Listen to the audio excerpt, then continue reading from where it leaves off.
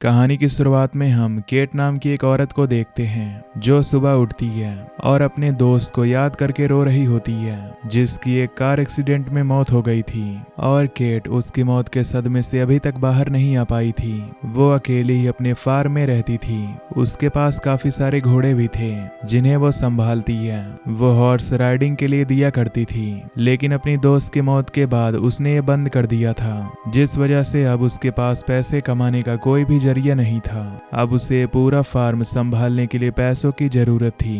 Cat जब अपनी बान में होती है तो अपनी दोस्त की रिकॉर्डिंग सुन रही होती है और तभी वहां पर एक डीलर आता है जिसे केट ने ही बुलाया था।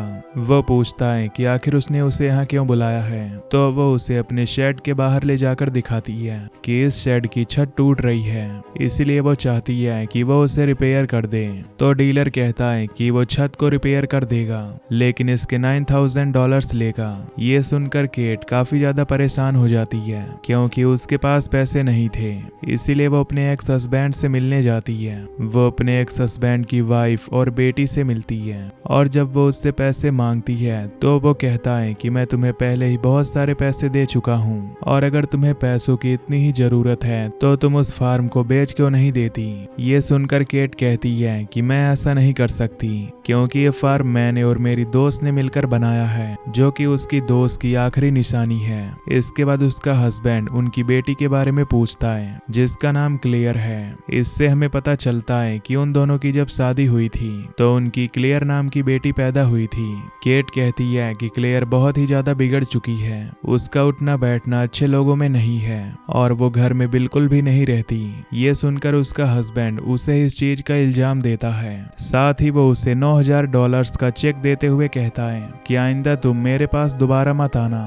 केट जब अपने घर जाती है तो देखती है कि क्लेयर उससे मिलने आई है। वो क्लेयर को गले लगा लेती है और पूछती है कि आज तुम्हारा यहाँ पर कैसे आना हुआ। क्लेयर उसका आईपैड मांगती है और कहती है कि उसे कुछ मैसेजेस चेक करने हैं क्योंकि उसका फोन चार्ज नहीं है। तो वो उसे आईपैड दे देती है जहाँ क्लेयर अपने मैसेजेस लॉगिन करती है और देखती है कि एक ड्रग डीलर के ढेर सारे मैसेजेस आए हुए हैं जिनमें वो कह रहा था कि उसे उसके ड्रग्स वापस चाहिए, यानी क्लेयर उसके ड्रग्स चुरा कर भाग गई थी। खैर अब केट और क्लेयर एक साथ रहते हैं और खूब एंजॉय करते हैं। अब अचानक रात को क्लेयर का दोस्त उसके घर के बाहर आ जाता है। क्लेयर उसे कहती है कि तुम्हारी हिम्मत कैसे हुई यहाँ आने की। तो उसका दोस्त कहता है कि उन्होंने जो ड्रग्स लिए थे उसे वापस लौटाना होगा, वरना वो ड्रग डीलर उन्हें नहीं छोड़ेगा क्योंकि वो और उसके लोग उसे मारने की धमकी दे रहे हैं। केट जब ये सुनती है तो वो हैरान हो जाती है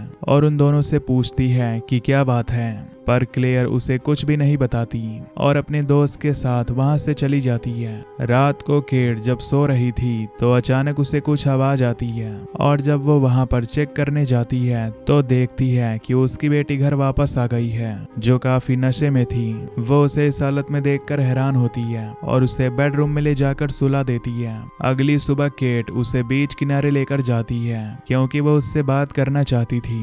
तब क्लेयर कहती है कि कल रात के बारे में मैं आपको कुछ नहीं बता सकती।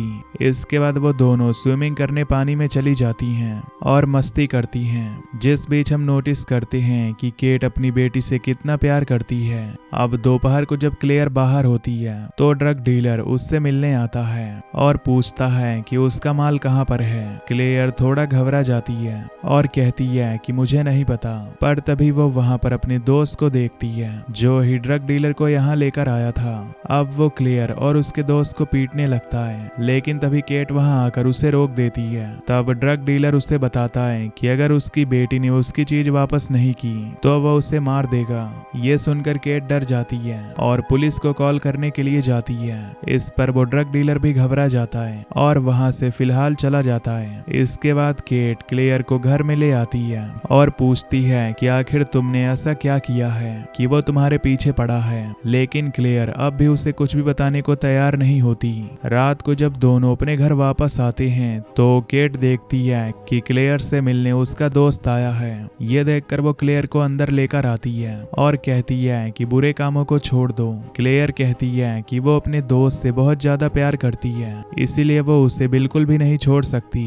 आगे वो कहती है कि उसे $10,000 चाहिए। ये सुनकर उसकी मॉम हैरान हो जाती है और अपने आप को रूम में लॉक्ड कर लेती है, पर क्लेयर उसका पीछा करती है उन्हें मारने के लिए। लेकिन जब वो देखती है कि वो अंदर लॉक्ड है और वो अंदर नहीं जा सकती, तो वो अपने दोस्त को कहती है कि उसके डॉग को उठाकर गाड़ी में डाल दे और अगर उसकी मॉम पैसे नहीं देगी तो वो उस कुत्ते को मार देगी। ये सुनकर केट काफी घबरा जाती है। वो भागकर अपने डॉग के पास आ जाती है, जहाँ पर क्लेयर भी आ जाती है। वो अपनी मॉम को पीटने लगती है, तब उसका दोस्त उसे वहाँ से लेकर चला जाता है। केट अपनी बेटी के इस बर्ताव की वजह से बहुत ज्यादा रोती है, इसीलिए उसे रात को अच्छे से नींद भी नहीं आती, क्योंकि उसकी बेटी बहुत लालची हो गई थी, जो हमेशा तभी आती जब उसे पैसों की जरूरत होती। अगले दिन केट से मिलने उसकी दोस्त आती है, जहां केट उसे देखकर काफी खुश होती है और उसे अपनी बेटी के बारे में सब कुछ बता देती है। उसकी दोस्त कहती है कि तुम्हारी बेटी तो बहुत बिगड़ गई है, साथ ही उसे सुझाव देती है कि अगर तुम्हें पैसों की जरूरत है तो तुम हॉर्स राइडिंग दोबारा देना शुरू कर दो। इसके बाद वो दोनों काफी अच्छा टाइम एक साथ स्पेंड करते हैं। दिन में वो फार्म में काम करती है और रात को खूब डांस करके एंजॉय करके सो जाती है। अगली सुबह केट जब उठती है तो अपनी दोस्त को ढूंढने लगती है। उसकी दोस्त एक नोट छोड़कर गई थी कि वो अपने घर जा रही है, जिसके बाद केट एक बार फिर से फार्म में काम करने के लिए चली जाती है। रात को जब केट घर पर अकेली थी तो अचानक से उसकी बेटी घर में आती है, जहां उसके कपड़े खून से लथपथ थे। केट देखती है कि क्लेयर बहुत ज्यादा डरी हुई है और तब क्लेयर बताती है कि उसका और उसके दोस्त का झगड़ा हो गया था और उसने उसके सर पर पत्थर से वार कर दिया, जिससे उसकी मौत हो गई। ये सुनकर केट पूरी तरह हैरान रह जाती है। उसकी बेटी रोते हुए कहती है कि वो पुलिस के पास नहीं जाना चाहती। केट पूछती है कि तुमने लाश को कहाँ रखा है, तो क्लेयर बताती है कि वो गाड़ी में है। केट उससे कहती है कि तुम परेशान मत हो।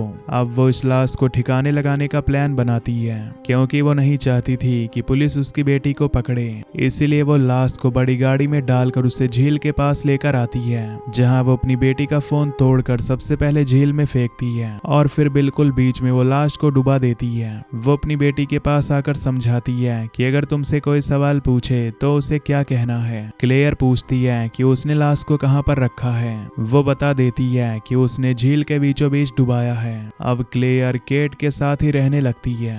अब केट को पता चलता है कि उसे ड्रग डीलर के पैसे भी चुकाने होंगे, इसीलिए अगले दिन वो अपने हस्बैंड के दिए हुए चेक में से पैसे वो ड्रग डीलर को दे देती है और कहती है कि अब से वो उसकी बेटी से दूर रहे। क्लेयर ये देखकर अपनी मॉम को गले से लगा लेती है और कहती है कि आप बहुत ही अच्छी मॉम हैं। अब अगली सुबह केट जब जॉगिंग करके घर आती है तो देखती है कि क्लेयर अपने बेडरूम में नहीं है। वो पूरे घर को चेक करती है, लेकिन क्लेयर उसे कहीं पर भी नहीं मिलती, जिससे वो समझ जाती है कि उसकी बेटी फिर से भाग गई है। केट उसे मैसेज भी करती है, लेकिन वो उसके मैसेजेस का कोई भी रिप्लाई नहीं करती।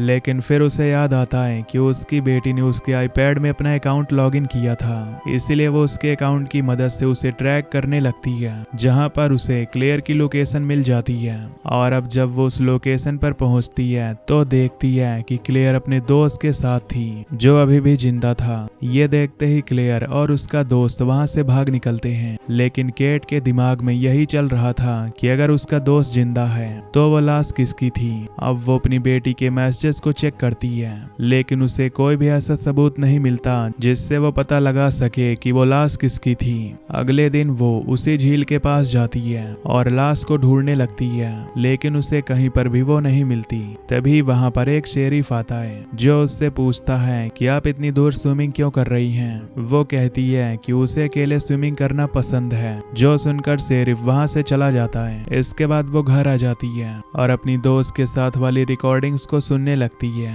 इसके बाद वो अपने दोस्त को कॉल करके अपनी बेटी के बारे में सारी बात बताती है। उसकी दोस्त उससे मिलने के लिए आती है और उसे अपने साथ घर चलने को कहती है। इस पर केट तैयार हो जाती है। रात को वो लोग बातें कर रही थी, जहां तभी केट के फोन में एक नोटिफिकेशन आता है कि घर के दरवाजे पर ड्रग डीलर आया हुआ है। केट ड्रग डीलर से कहती है कि वो अभी घर पर नहीं है। तो वो कहता है कि वो कल उससे मिलने के लिए आए, क्योंकि उसे पता है कि उसने किसकी लाश को ठिकाने लगाया है। अब ये सुनकर केट हैरान हो जाती है और अगली सुबह अपने घर पहुंचती है, जहां ड्रग डीलर उससे मिलने के लिए आता है। वो उसे बताता है कि उसकी बेटी और उसके दोस्त ने उसके ड्रग्स को चुरा लिया, फिर आगे भी बेच दिया, लेकिन उन्हें पैसे नहीं मिले। इसलिए उन दोनों ने मिलकर एक प्लान बनाया ताकि वो तुमसे पैसे हासिल कर सकें। उन्होंने जिस आदमी को वो ड्रग्स बेचे थे, उस आदमी की मौत हो गई। उस आदमी की लाश को छुपाने के लिए उन्हें कोई न कोई प्लान बनाना था, इसलिए उन्होंने ये प्लान बनाया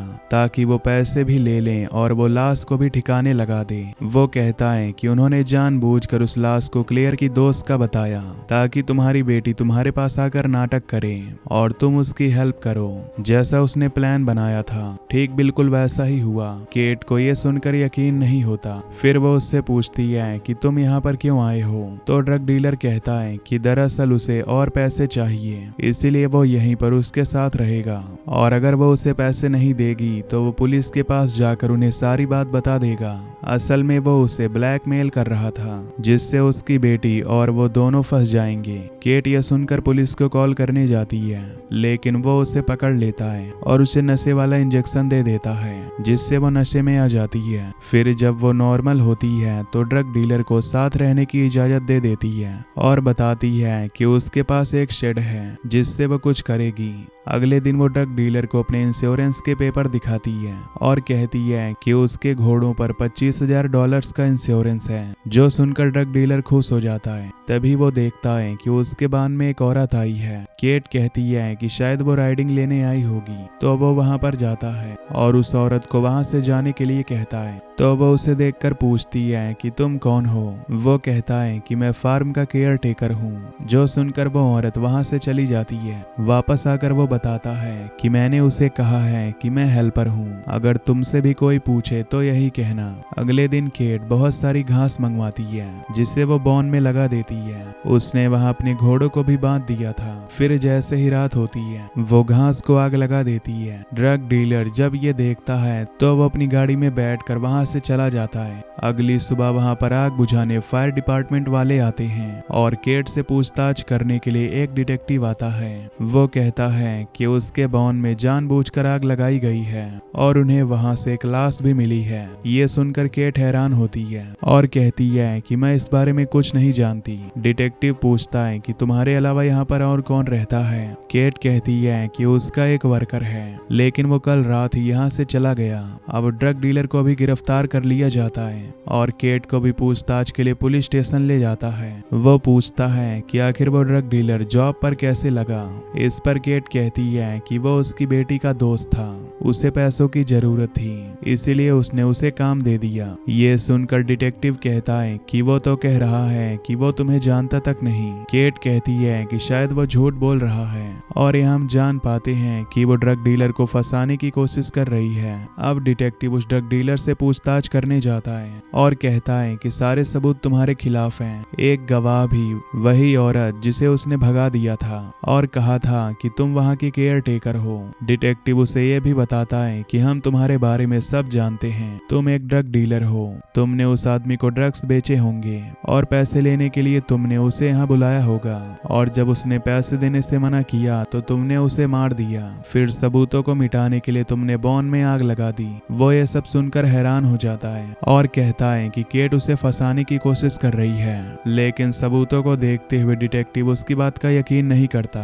और अब हम यहाँ देखते हैं कि आखिर केट ने ये सब कैसे किया। दरअसल ड्रग डीलर जब वहाँ पर रह रहा था तो केट ने अपने दोस्त को सारी बात बताई और उन्होंने मिलकर ये सारा प्लान बनाया। वो लोग सबसे पहले झील में गए और जैसे तैसे वहाँ से लाश को ढूंढकर बॉन में ले आए। आग लगाने के बाद उन्होंने घोड़ों को वहाँ से भगा दिया। केट का ये मकसद खुद को और अपनी बेटी के लिए था और ये सब करके सारा इल्जाम उसने ड्रग डीलर पर लगा दिया। उसने ही जानबूझकर औरत को वहाँ राइडिंग लेने के लिए बुलाया था, जिसके बाद वो उसे सबूत के तौर पर इस्तेमाल इस्तेमाल कर सकती है। अब उसे सजा के लिए गिरफ्तार कर लिया जाता है, जिससे केट और उसकी बेटी बेगुनाह साबित हो जाती हैं। इसके बाद केट इंश्योरेंस के पैसों से बॉन को फिर से बनवाती है, साथ ही वो राइडिंग देना भी स्टार्ट कर देती है। कुछ दिन बाद क्लेयर वापस घर आती है। वो बहुत रो रही थी क्योंकि उसे शर्मिंदगी महसूस होती है। उसने केट के साथ क्या किया और फिर भी केट ने उसका साथ दिया। और इसी के साथ ये मूवी यहीं पर एंड हो जाती है।